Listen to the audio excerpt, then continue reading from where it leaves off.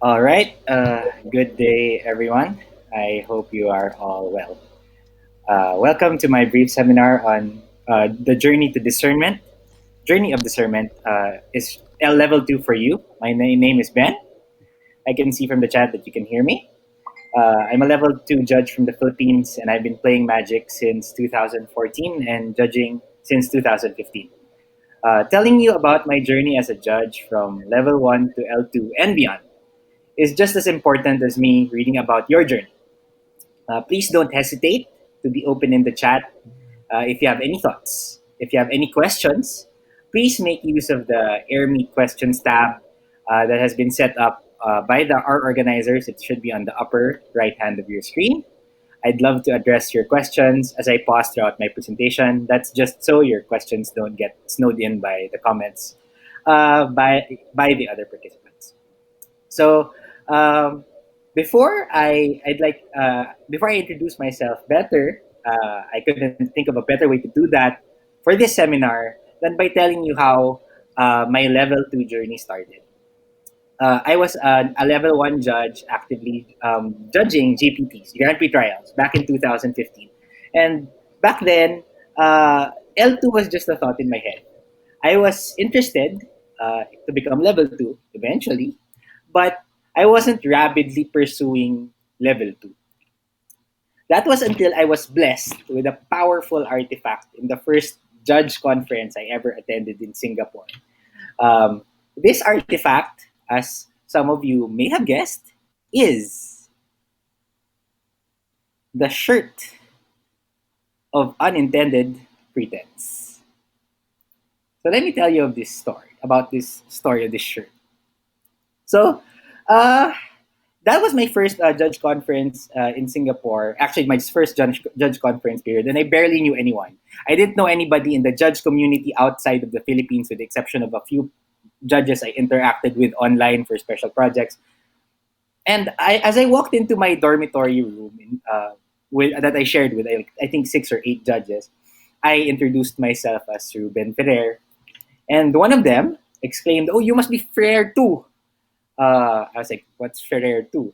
That judge was Nikki. He's a Malaysian level 1 who was in charge of procuring and transporting Southeast Asian judge shirts to that conference and distributing them. And then he went to his bag and then he handed me my judge shirt, which looked as exactly like that picture in the slide. It has my last name and it has the number 2 uh, written on it. So just to provide context on how that happened, I was a level 1. I couldn't make up my mind whether I wanted my full name to appear on the shirt or just my nickname. So I started with my full name, then I edited it to my nickname, and then I edited it to my last name. So apparently, in Google Sheets, uh, the number of times that you edit an entry is reflected in the finished file. And the 2 times I edited my entry was put on the shirt. I took the shirt, I thanked him, I thanked Nikki, but I lost all excitement for wearing the shirt to the conference itself. Everybody was supposed to wear the shirt. Or much less to officiate at a tournament wearing this shirt as a level 1 judge. In my brain, it created the impression that I was a level 2 when I was not. And it got to the point that sometime after the conference, I wore it to judge a tournament, and I covered the number 2 with masking tape. So, fortunately, PPTQs were gaining traction at the time, and the thought of being eligible to judge them was enticing for a variety of reasons. For including experiencing Magic communities outside of Manila, both as a player and as a judge. So having this shirt jolted me into action to search for ways to fast track my advancement, so I can wear it. I judged GPT after GPT of various local game stores in the country, and I tried to expand my network. going back to Ricardo's presentation. I adjusted my schedule to make sure that I was free to apply to big events. And I constantly applied, whether or not I would be accepted. I ended up having fun doing this. So, what was initially an impulsive reaction to a shirt that I couldn't wear confidently ended up being one of the most rewarding and fulfilling experiences I've had. Now, if you consider pursuing L2 for the possibility of foils, know that the pursuit doesn't always start with the purest of motivation. Oops, sorry. My headset. Uh, whether it's foils or just wanting to help out at more events, whether it's traveling to GPs or being able to wear a shirt without having to put masking tape on it, every level two's journey starts distinctly. So this seminar aims to help you figure out whether this journey to level 2 is for you. So now that I've helped you get to know my story a bit better, I'd like you to answer a couple of questions by yourself, either on your phone's notepad or just on a piece of paper.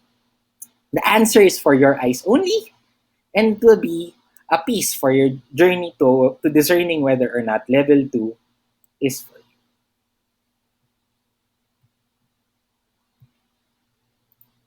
So why are you in this conference today? You could be spending time with your family or catching a snooze. It's a Sunday after all. But instead, you chose to attend an online level 1 development seminar. So what's in it for you? In the next slide, I'll briefly outline the objectives of the seminar, and hopefully one of these objectives aligns with what you feel you stand to gain by being here. So just take a moment, note down why you're here.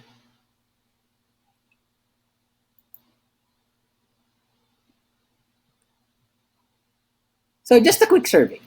I'll just monitor the chat for this one. How many of you know what is needed to advance to level 2? Have a clear-cut understanding of what it takes given in the new normal, given the new normal that we don't have live events.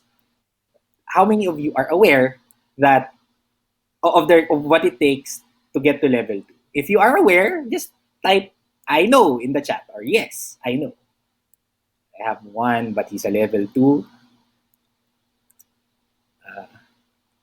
I do we have at least one in Singapore who doesn't know. I have some level 2s who are also not aware. So there are clearly some who don't know.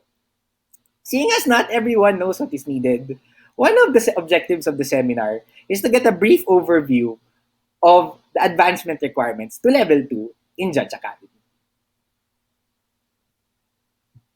Next, we want to develop a better understanding of an L2's role in contrast to a level 1's. So is it just a number? Apart from getting a little more for a higher subscription rate to Judge Academy, is there really anything else? Lastly, we want to put L2 into perspective so that you can discern whether going for it is what you want to be doing for yourself, or if you're happy to continue being a level 1 judge. I'll attempt to achieve these objectives by talking about several things I've reflected on in my journey to level 2 and thereafter. So first, the contrast. What is versus what could be. Making it to level 1 means you have sufficient comprehensive rules and regular rules enforcement knowledge to run in-store events. You possess the necessary customer service skills to create good experiences for players in a store, mostly by assisting the TO or by answering questions asked by players regarding card interactions and gameplay. Usually, you have a home store that you're affiliated with and that you judge in. Level 2, on the other hand, doesn't take you too far away from store involvement, especially on the local level. But your involvement expands to judging competitive rules enforcement level events run by your TO. You're also more likely to be selected as a judge to staff at Magic Fests or GPs. And greater diplomacy and involvement is also expected of you. As you travel from place to place, by the time that we don't have to do all of these things online anymore, and it's also expected that you will take some initiative to share your knowledge to other judges. But everything on this slide can be Googled, and you can find it on Judge Academy. So let's talk about something that cannot be found on search engines. So one of my reflections on my journey to level 2 was whether or not I was going through advancement or adaptation, or perhaps a little bit of both. No? Human beings adapt to their surroundings. Adaptation entails making use of what resources are available and determining what is most needed, and at the same time, making our actions fit said resources and said needs. I started playing Magic in the time of the GPT and the Planeswalker point system. To provide context, I come from a country where GPs don't come a dime a dozen. And so the 3x Planeswalker points multiplier of the GPT was very useful to grinders. They would use it to get points to make it to quotas, to the 1,300, 2,250 Planeswalker point quotas, to get buys at GPs that they will attend in the next Magic calendar year, Magic season. Non-grinders, on the other hand, would use GPTs to fast track their Planeswalker point totals to the 300 point requirement, or whatever requirement was needed at the time, to qualify for World Magic Cup qualifiers or for nationals. It just so happened that back then, a level 1 judge was required to run a GPT. My mentor, Nick, he's one of the local L2s, let me shadow him at events at our local game store in the hopes that I would one day pass my level 1 test and take over. Fortunately, I succeeded. And then when I got my special shirt with number 2 on it, I went on a GPT judging spree to get to know players better, get to know TOs more. I was eager to prove my worth as a judge. I was eager to increase my level of involvement in the Magic community and be considered somehow, some way for level 2. Then PPTQs became the competitive tournament of choice for many in the Philippines.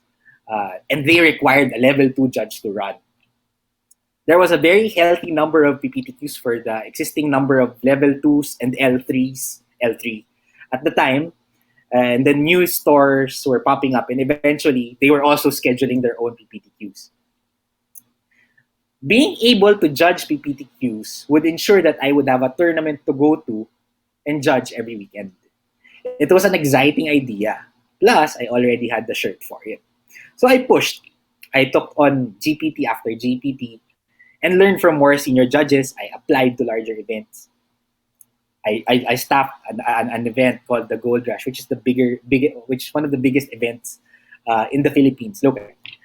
Sometime in late 2016, I made it to level 2. Throughout that journey, it can be argued that what I was doing was best given my context. I was feeling whatever was needed, and whatever would put me in the best position to increase my involvement as a judge. Hence, one can argue that that's adaptation. On the flip side, I was never put in any position where I had to adapt as a necessity. I could have easily stayed as a level 1. If I stayed as a level 1, I could have played in tournaments more often, which I enjoy as well. I could have been able to compete in PPTQs as often as necessary to qualify for the regional Pro Tour qualifier. Uh, Hence, it can also be argued that what I did was advancement. Think about what the experience will be like for you. Now that you know something about the contrast for level 1 and between level 1 and level 2, let's talk more about the process. So how do I get to level 2?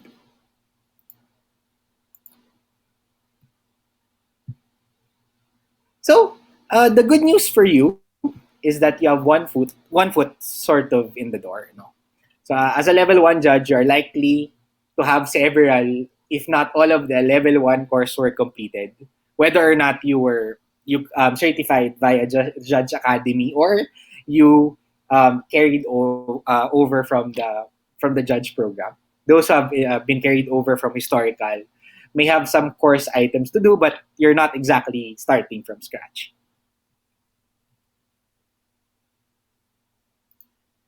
So here's the nitty gritty. Judge Academy has created a structure for greater uniformity in the training and advancement of judges. Under the new system, the quality of training obtained by one L2 candidate is relatively similar to the next one. There are still differences caused mostly by, I guess, different mentoring judges, but the training for core competencies is relatively the same. Uh, it takes 26 courses to complete the requirements. I won't enumerate all of the 26 courses required, but you can find those courses on Judge Academy, and they're categorized into advanced comprehensive rules, competitive rules enforcement level, and level 2 management. So you also need to secure a recommendation letter from an L2 or an L3 judge. Judge Academy says that you would have to have judged a competitive rules enforcement level event with a recommending judge in the last 12 months preceding your submission of the level 2 requirements. So you might ask me, why is there a requirement like this? I can get to level 1 in the middle of the pandemic just fine by completing my coursework. I have the necessary knowledge. Why is there an event requirement? Well, as a newer L2, assuming we go back to how it once was, your role may demand that you have to head judge or team lead in competitive rules enforcement level events with other judges working with you. You'll be doing things not typically done in regular REL, such as managing deck lists, for instance, doing deck checks. So having this requirement ensures that despite the pandemic, the bar for L2s is not lowered. If you get to level 2, any TO who secures your services would be more or less ensured that you're a capable GP foot soldier at the very least, with all the necessary skills to run an event at competitive REL. But then you might ask, uh, with the pandemic, there's no clear road to level 2 yet, right? Well, yes and no. The process is there. The requirements are outlined, but one part of the process is put on hold for now, and it's this one. It's up to you whether you want to get started on the rest of the requirements for advancement. While securing a recommendation letter is an entirely different topic altogether, it's a different skill. Soliciting one in such a way that you build rapport with the person you're securing a recommendation from. I offer 3 quick bits of advice. So first, uh, make your intentions clear. Uh, Way before the event, make sure that the judge you will solicit a recommendation from is aware that you need his recommendation and that you're actively pursuing level 2. This will ensure that that judge you're asking a recommendation from will make himself available to shadow key tasks that you perform in the event, such as, I guess, taking calls, applying the IPG, doing competitive rail tasks, managing deck lists, doing deck checks, and how you effectively navigate logistical issues in the tournament, whether there's a bottleneck for the pairings boards or stuff like that. If you are clear about your intentions, this prompts the level 2 or level 3 judge to mentor you in key aspects of the competitive event and write a meatier, more substantial recommendation letter. Number 2, be very memorable. So I encourage you to touch base with the recommending judge whenever you can.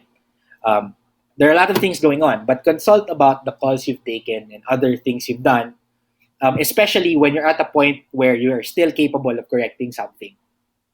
Find out how you can do things better.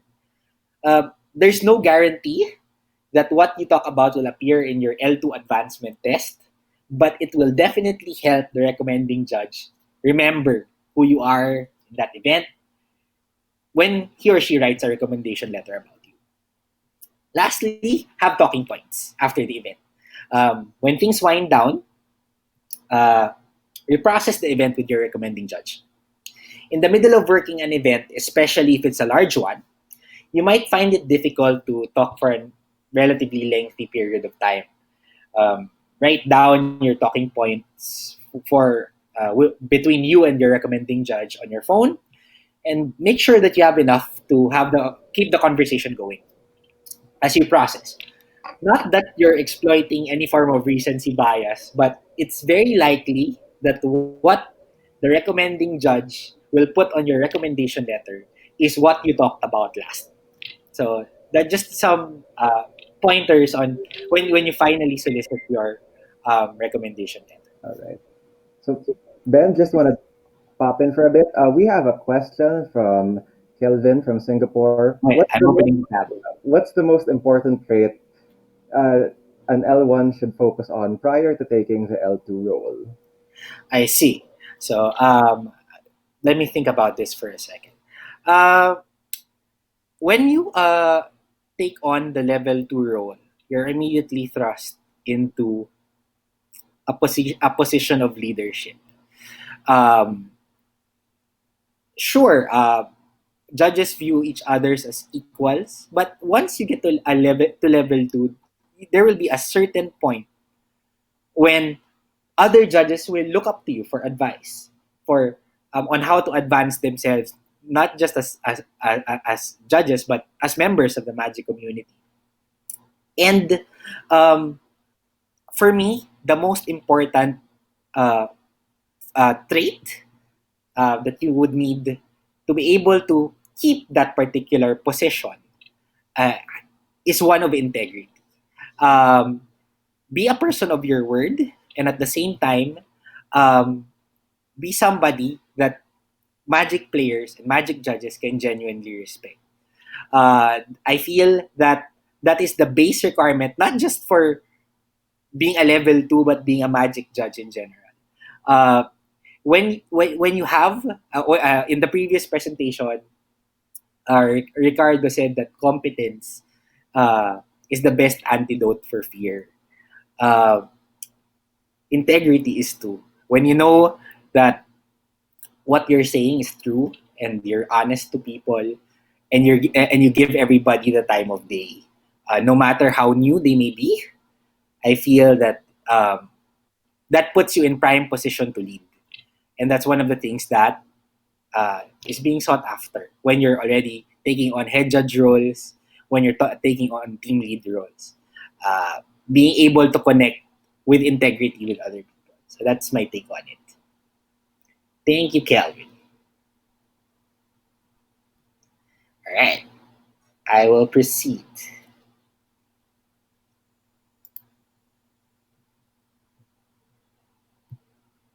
So the last requirement, when you submit all of those, when you complete your courses, when you turn in your recommendation letter, you need to pass the level 2 exam.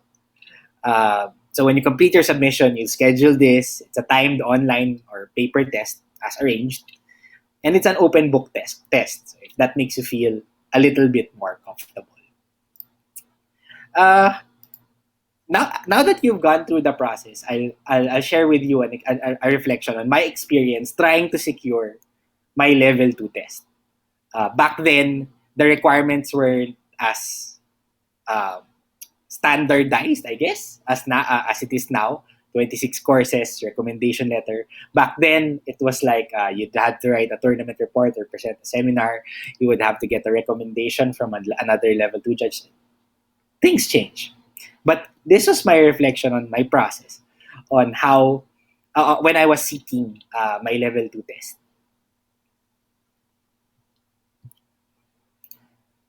Back when I was pushing for level 2 and earning my spurs, if you will, there was no such thing as a level 2 tester. Working double time to show my readiness to be a level 2 judge to the level 3 of the land. It was frustrating at times, especially during times when I felt I was ready.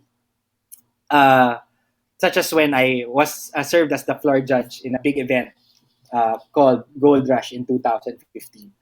Uh, I was high on the event. It was my first big event I judged, and I did well. But then afterwards, I didn't feel like uh, I was anywhere closer to getting tested.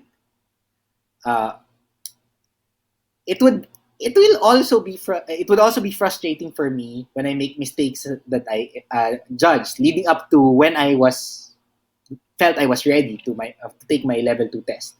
I'd usually make mistakes involving older rules interactions pre 2014, having started Magic only just then, and being exposed primarily to the standard format at the time. Uh, I didn't know many of the older mechanics, and I would get duped by older copies of cards that have since changed in terms of Oracle text.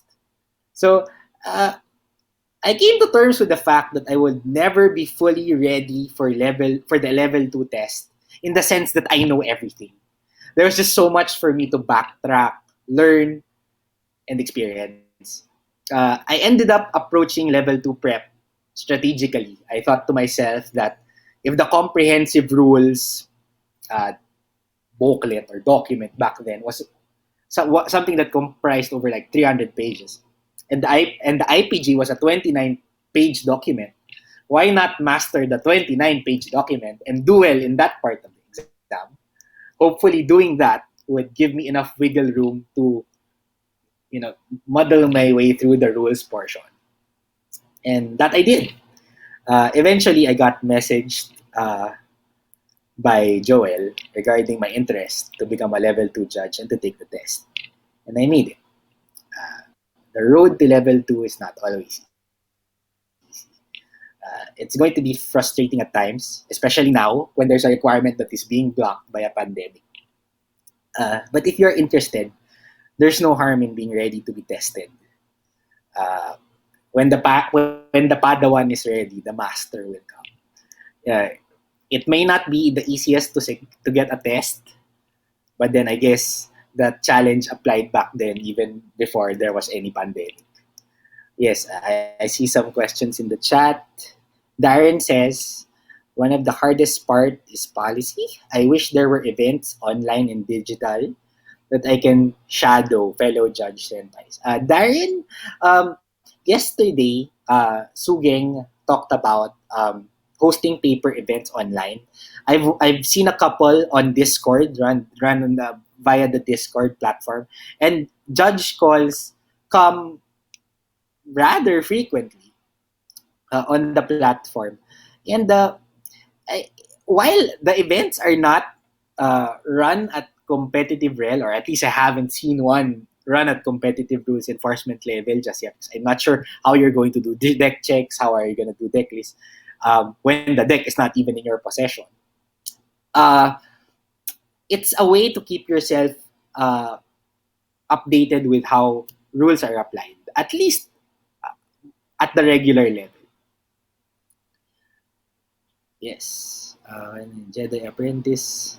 Ah, yes. Gerard says when they type Jedi Apprentice, I read Joel Apprentice. In the Philippines, that is always the case. Such is the dark side. All right, let me move on to the next slide. So, the facts are on the table. You know what it takes to get to level 2. The requirements are very clear. The question now is, do you want to get to level 2?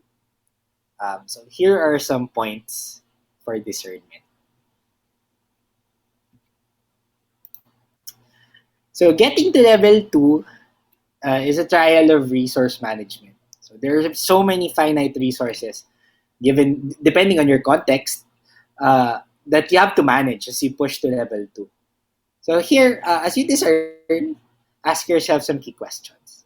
So one, do you have enough time to put into the coursework, into reading the necessary documents? Judge Academy makes it very easy to monitor your progress as you make it through the requirements needed for level 2. Number 2, they have an idea of what you need to study. Uh, Back when I was pushing for level 2, Judge Academy modules didn't exist. They're very useful. Um, Back then, the resources included comprehensive rules, IPG, judge blogs, tournament reports, and of course, other judges.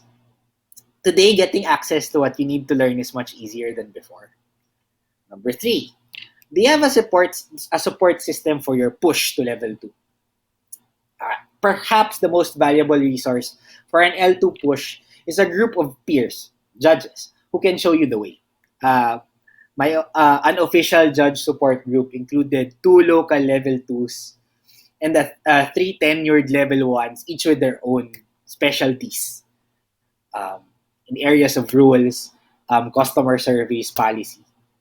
They're great. I also had one of the most active level 2s in Southeast Asia mentoring me via a special project. For my uh, advancement, I was required to write a tournament report, and my support group took care of editing it and making suggestions as to how I should present information in a way that was very useful to judge readers.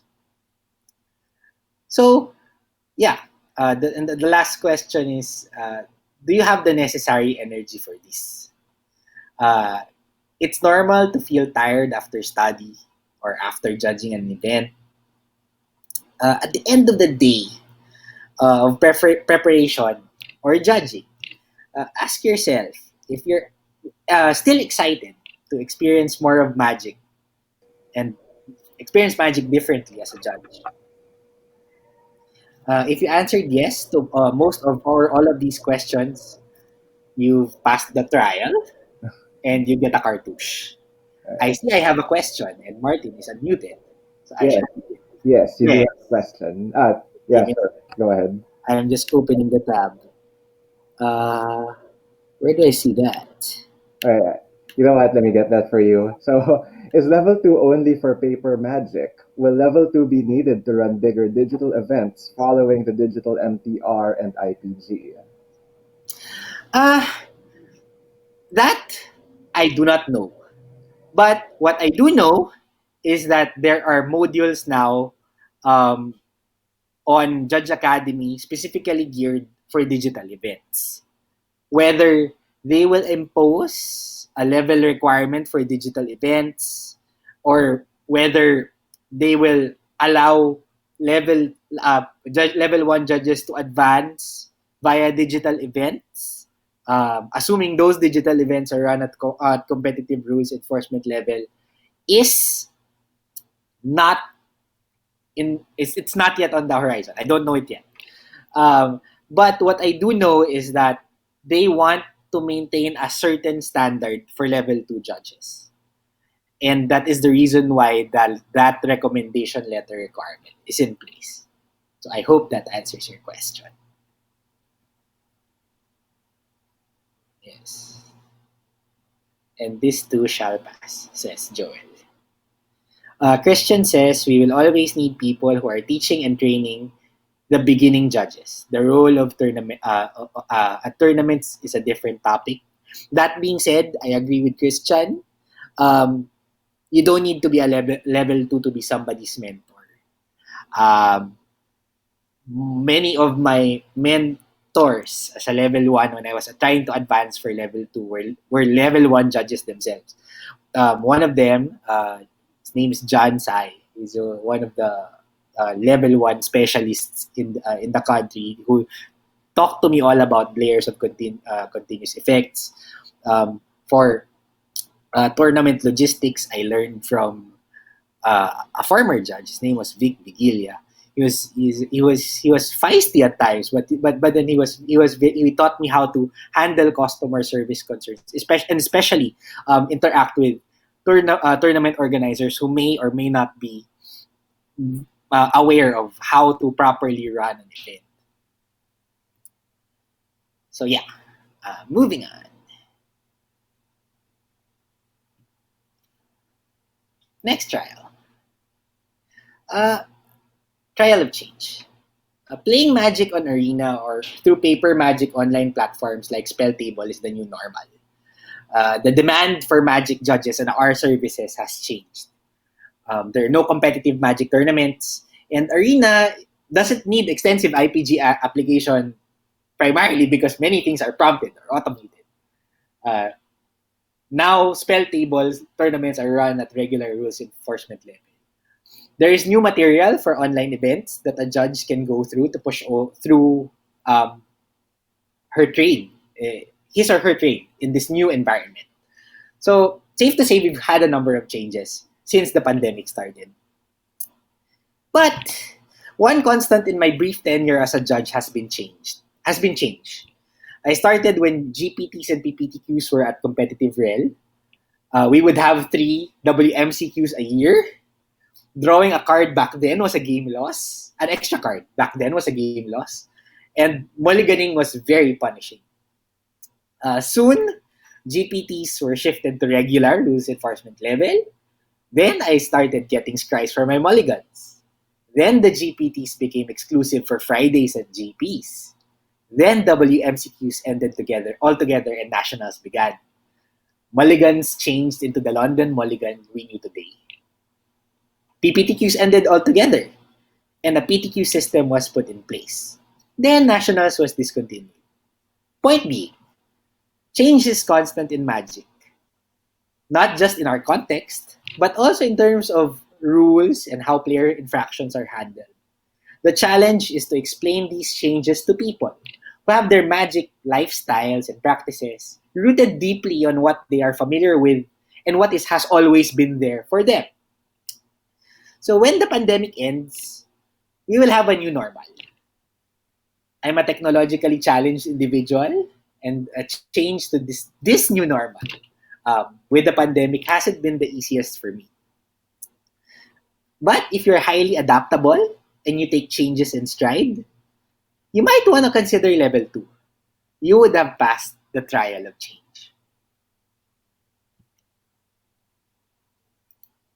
Level 2 carries with it an expectation of greater diplomacy and involvement. With the pandemic, online conferences and special projects, as discussed in the previous seminar, are your best opportunity to interact with other judges and learn more about what a Magic the Judge does. It enables you to stay abreast of developments in rules and policy, as well as sharpen soft skills that are useful in the world of judging Magic. Next trial. So when I was pushing for level 2, what called me to action to a tournament that I have to staff in the morning or to a judge conference that I have to attend was always in a constant state of flux. So what was pushing me? It would always change. At one point, it was the possibility of getting noticed by a higher level judge and maybe getting recognized via the exemplar program. At one point, it was to be able to wear a shirt. At one point, it was to prove that I belonged and fit in with a group of highly skilled individuals in the Magic community. At one point, it was to carve a niche for myself in the PH judge community as that neophyte level 2 who for some reason has an above average handle of the IPG. When you push for level 2, assess your motivations. List them down and ask yourself this question. If someone told me that these factors motivated him or her to become a level 2 judge, would I at least be excited for them? If yes, you may have passed the trial of ambition.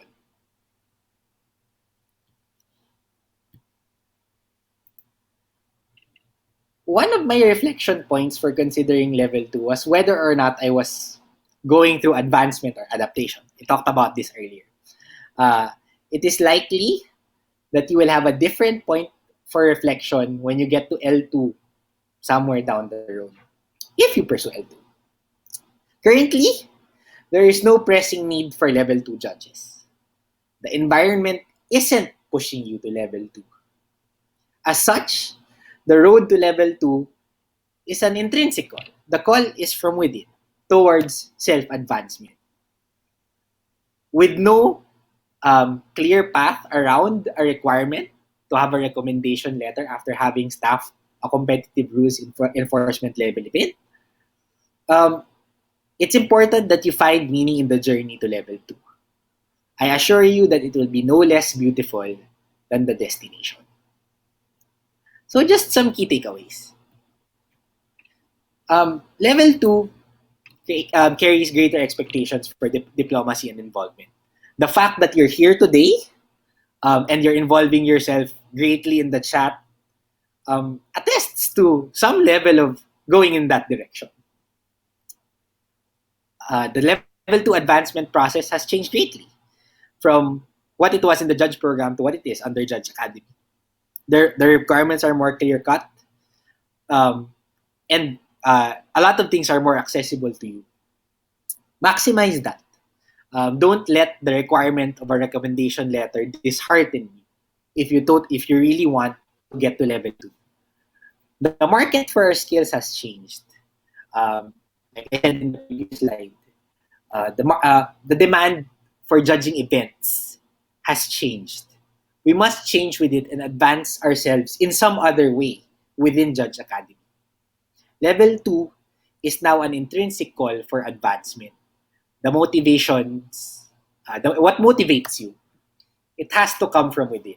It can no longer be um, recognition after a GP and other stuff outside of what is in it for yourself that you can find by doing the tasks related towards advancement.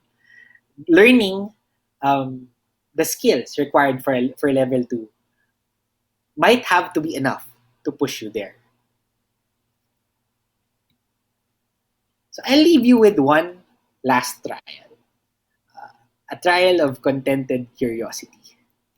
So we live in uncertain times, and there is no clear path yet to going back to running competitive events as normal. Preparing to advance to level 2 may be difficult, with no definite end in sight through which you can complete the requirements. But if you are content with preparing, and you are thrilled by the uncertainty of what will become of you, if you prepare to advance, then the journey to level 2 might be for you. There are many things I didn't know when I started to push for level 2. When I first put on the Ferrer 2 shirt, I was content as a level 1. I was listening to presenters at a conference in Singapore. I was judging the occasional GPT. I was competing in tournaments locally at a win. Whenever I wanted to go to a tournament, I could go to one. And I didn't. I was enjoying myself. I could get as many shots at PPTQs as possible to qualify for the regional Pro Tour qualifier. The possibility of level 2 was there. And being able to judge PPTQs was over the horizon. I knew so little about what was in store for me. My future was so uncertain. I didn't know that I would get the chance to give back and share knowledge with those who have taught me. In the picture, this was my first event when I had my mentor Vic as my team member. So we were doing a mid-round deck check. And I noticed that he was a little slower doing the mid-round because he was trying to cross-reference sideboard cards with the main deck cards. So part of my preparation for level 2 was to read Judge blogs. I was able to teach him the lanes method for checking decks, which I just read about as I was preparing. But this was the first and only time I recall teaching him anything related to judging. Given the extent to which he helped me get to level 1 and eventually to level 2, the experience of being able to share something with him was memorable and rewarding. I didn't know that I would be taken on as a judge by several tournament organizers in the islands of my country far from Manila. I didn't know that I would befriend so many players and tournament organizers hosting PPTQs and joining PPTQs. I didn't know that I would be able to certify judges, the first judges in those communities, in some of those communities. It was very rewarding. I didn't know that reaching level 2 would take me places. Be it to Japan to judge GPs after I almost lost hope because I applied over 7 times and I wasn't getting accepted. Eventually, I got taken in. I didn't know I would get accepted, or even I didn't know I would get invited by a friend to team lead at Indonesia's nationals. I didn't know I would get to meet so many judges who are highly influential not only in their local magic communities, but in the judge program as a whole. Lastly, I didn't know that my parents' zeal for traveling would take them to a PPTQ I was judging in an island province south of Manila and see me work for the first time. Before this, they had no idea what a magic tournament looked like, and they had no idea what judging work entailed. They would just listen to me talk about it without really knowing what it was like for me. I was content as an L1 back then, but I'm glad my curiosity pushed me towards level 2. No one knows what the future holds for you as a judge, but I only hope that your future is even more blessed than mine. So, with that, I thank Felix and the other organizers for inviting me to uh, present at this conference on the road to level 2. May you have a meaningful journey. If you choose to decide that this road is for you, mm, and of course, your questions and feedback are most welcome. I apologize briefly for not being able to monitor the chat and not being able to bring up the questions properly. I am technologically challenged, but I am on my journey to being better with technology. Uh, I will now monitor the chat for questions. Thank you so much. Uh, Thanks, Ben. That was very, very informative. Thank you for reminding me that I also need to start my journey to L2 eventually. Soon, probably, I guess. But yeah, if anyone has questions for Ben, you can bring them up now. Uh, Also, while we're at it, just want to remind everyone about your conference feedback. And if you haven't done so yet, please check this link, which I will resend again. One moment for Christian's workshop after the break later this afternoon.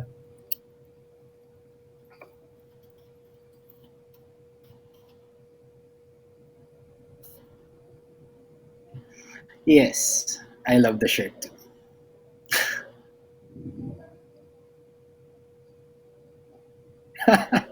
Nick says all new judge shirts should now be one level higher than the current level. I guess that puts some pressure.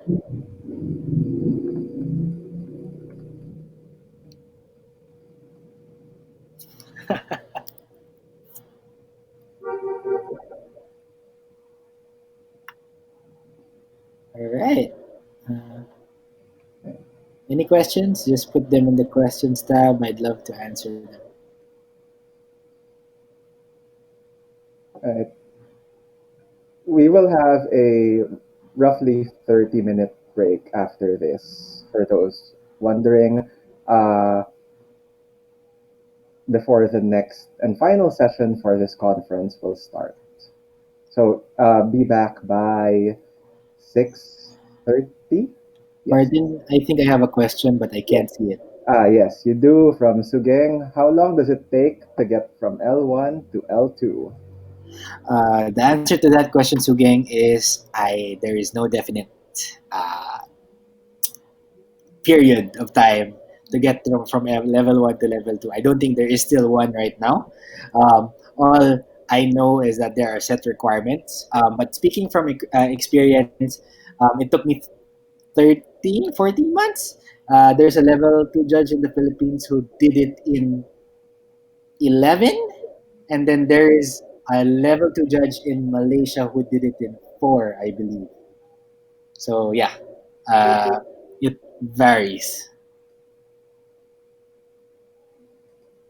Yes, 4 months. And DJ did it in 0.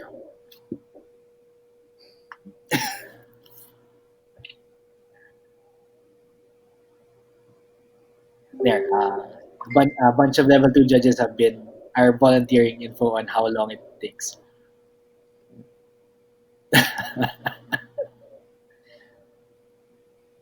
Yeah, Gerard saying the range goes from 3 months to never. Right. So we have another question. Yes. What can you suggest for those whose motivations are wavering? Very good question. Ha. All right. So I'll talk from personal experience here. Uh, there was a point in time uh, when I, as a level 2 judge, that I was super eager to get to level 3. Uh, I was marathoning PPTQ after PPTQ, and I was high on the judge drug. Uh, and then I wound up getting promoted at work. I wound up getting a second job, and a lot of things happened in my life. I left school. I left. I didn't complete my masters. I My life was in a constant state of flux, and getting to level 3 took a backseat at the time. Uh, what renewed motivations for advancement? I feel that what can renew your motivations for advancement would be to stay connected with the people who influenced you greatly during your advancement to whatever level you are in right now. If you talk to them, uh, try to find renewed meaning in your experiences as a judge with those people who are highly influential to you. In, I guess, my last GP as a judge, it was in Nagoya. One of my mentors, QJ, pulled me aside and talked to me after the event. Back then I was going through a lot.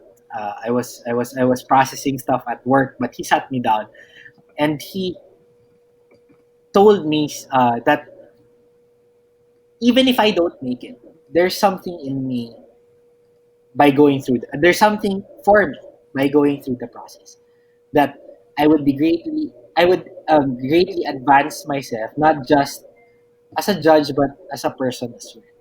Um, Getting to level 3 is a different exercise, but I don't feel that getting to level 2 should be any less meaningful as pursuing leveling up in the judge world. Uh, that's my bit of advice for you. Whoever pushed you, um, taught you, and shared with you during your time as a level 0, training for level 1, stay connected with that person. Have some coffee, get on Zoom, have a web conference together, and talk about judging in general. And that will reconnect you with what was previously if your interests are wavering, that will reconnect you with the judging world. Um, Maybe that person will help you process your experiences better. Maybe that person will be able to provide you a different insight. Maybe that person will be able to share with you um, their experiences, which will which you will then translate to. You wish that you would experience those things too for yourself as a judge. So there, QJ says, there are things to be gained on the journey, even though you don't make it to the initially planned destination. Right. So, I see I have two more questions, which I cannot see. yes. Well, this is from Patrick. I want to share back then when one of the L2 advancement requirements is to get interviewed by an L3. Traveling abroad was always my obstacle, but I think now in JA it's much simpler and easier. We just need to wait for the pandemic to be over. Yeah, I agree with you there. Even before JA, actually, testing for level 2, they're really making it as accessible as possible. They created the level 2 tester thing. I understand Wendra is a level 2 tester. Uh, and he was able to make it testing accessible in his country even without a level 3 there. Um, I guess there's really they're doing everything to make testing accessible. So that day will come. Just be ready.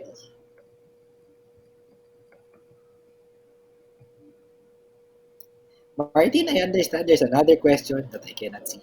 Uh, you're actually all cleared for questions right now. Okay. So, yeah. If anyone else has anything they'd want to ask Ben, now's the time to do so. If you want to voice it out, you can always raise your hand and join us on audio directly. We still have a few minutes before the session ends. So, Wait, I think, is there a question in the chat? Martin, this is being asked.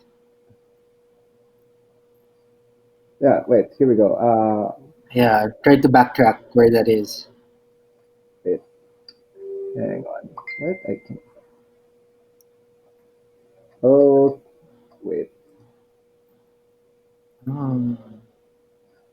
So apparently it's a statement and not a question because I Okay. didn't.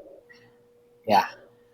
There, going back to Gerard's message. So yeah, do you enjoy being a judge? Good. You already help everyone. The rest is just a reflection with you, and other judges are here to help you.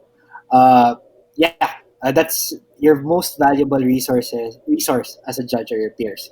You have the documents; they're readily accessible. You have the Judge Academy modules; they're readily accessible. But what gives your advancement experience a unique feel are those people, those judges you interact with and learn from